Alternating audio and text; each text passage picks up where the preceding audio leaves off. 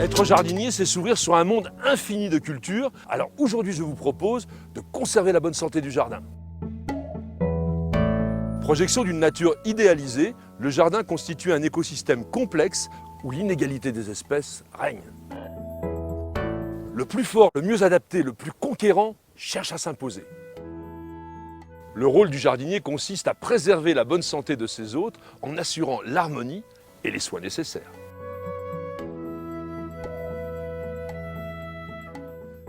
Sans l'intervention vigilante du jardinier qui cultive, nourrit, taille, traite et nettoie, la nature anarchique transforme tout en friche broussailleuse.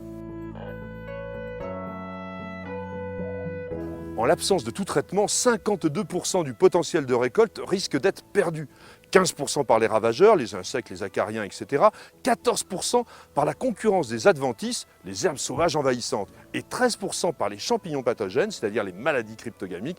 Et 10% par les virus et les bactéries.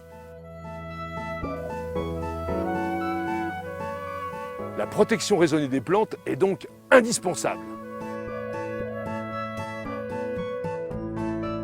Le jardin illustre la quête de beauté et de perfection que chacun recèle en soi. L'importance des agressions sur les plantes s'évalue au préjudice qu'elles entraînent pour la culture.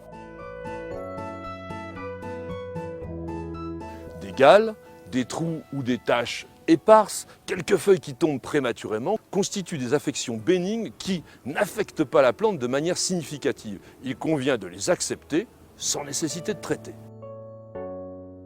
Tout bon jardinier doit modérer sa réaction lorsque les déprédations se limitent à de simples critères esthétiques. La solution simple et rapide consiste à supprimer manuellement les zones malades. Les sols pauvres ou mal équilibrés nourrissent mal les plantes. Elles se montrent alors plus fragiles face aux agressions. Parfois apparaissent des carences comme la chlorose dans les sols calcaires qui touchent particulièrement les rosiers, les camélias, les rhododendrons, les azalées, les magnolias et bien d'autres.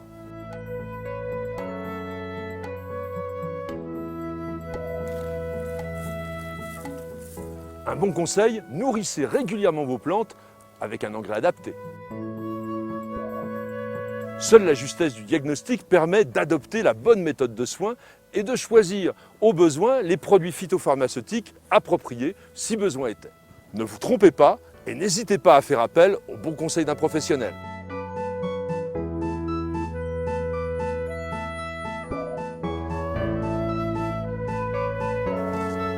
Soigner son jardin, c'est le respecter. Alors jardinier et nature pourront enfin se tutoyer.